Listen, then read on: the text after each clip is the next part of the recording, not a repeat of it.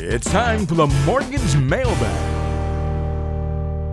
All right, it's time for the Mortgage Mailbag. Bill, we like to do this here on the show as we take your questions. So whatever you have on your mind, you can send it our way and go back through past shows. We answer a lot of great questions that come in from people that might apply to your situation as well. And if you have questions for us, again, smartmortgageshow.com, or you can call Bill at 484-352-4151 and get in touch with Cross Country Mortgage. All right, Bill, first one here for you today. I think it's a good one for people that like to get online, surf around, figure out, hey, what kind of house can I afford, right? Let me plug in some numbers and get an idea of what kind of loan I can get. What's your favorite mortgage calculator? And can you effectively use that at all to help you plan for home purchase?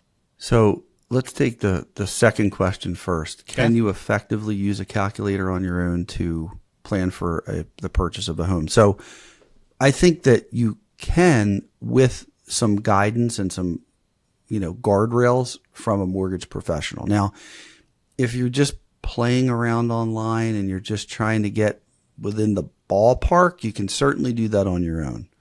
If you're trying to get information that is close to what it's going to be in reality, then you probably need some help from the lender, because you're going to need to know where the rates really are. It might be hard to find that information because a lot of the rates are going to be just teaser rates online, or maybe they're charging 3 points and you're not looking to pay points. So getting an idea where the rate is, because rate obviously has a big impact on payment. And then if you're putting less than 20% down, that's where it gets a little trickier, because you're going to have to include a factor for PMI. And that factor is determined by a lot of different variables. So to know the factor would almost be impossible if you weren't a mortgage professional. But that being said, we do help people and say, hey, here's your calculator, here's your factor, just keep this in mind, and then they can kind of play around on their own. On our website, we do have a lot of calculators for our clients to use. So there's definitely some things in there that can help you to at least, start the process and kind of outline what it is you're looking to accomplish. Very good. There you go. Thank you for that question. It's a good one too. I know a lot of people like to get out there and just find a home that they know they probably can't afford, but let me just see what that mortgage might cost me. But give you a good starting point, but you definitely want to sit down with a lender to make sure you know exactly what you might owe.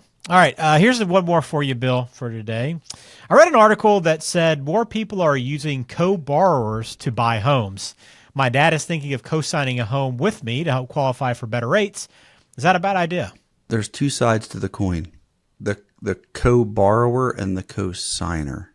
Okay, so as a co-borrower, meaning the person who is buying the house and that's going to live in the house, they're getting an advantage because the co-signer is helping them with income, which is the only thing a co-signer can help with.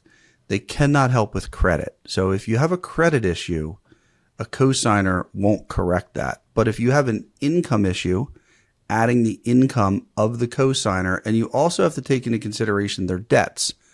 So if that co-signer is sufficiently obligated themselves, they probably won't help you much. But if they're in a good financial position and the incomes far outweigh the debts, then a co-signer can be a really great way to help somebody qualify. If you are the actual co-signer, you just need to be aware of what it could mean for you, in that, God forbid, the borrower, the person who you've helped, if they stop making the payment, it would be really bad for your credit.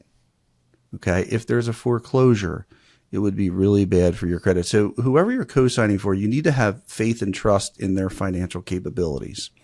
But it is something that we look into all the time, and we actually have co-signer scenarios more than you would think, and it is a great way to help with a debt-to-income ratio problem. All right, great question then. So maybe something to talk with a little bit further and see what your options are. But obviously some things to also be concerned about and potential problems down the road. So thanks for those two questions. If you have questions for us, we love to hear from you. We love to tackle your questions and concerns as it relates to the home buying process. And we like to share stories here as well. So we appreciate you watching the Smart Mortgage Show. We have more videos to come, more podcasts to come. Please subscribe wherever it is you watch. And Bill, we'll talk to you again soon. Thank you, Ben. Thanks, everybody. Please reach out with any questions. We're always here to help. Again, that number 484-352-4151 or log on smartmortgageshow.com.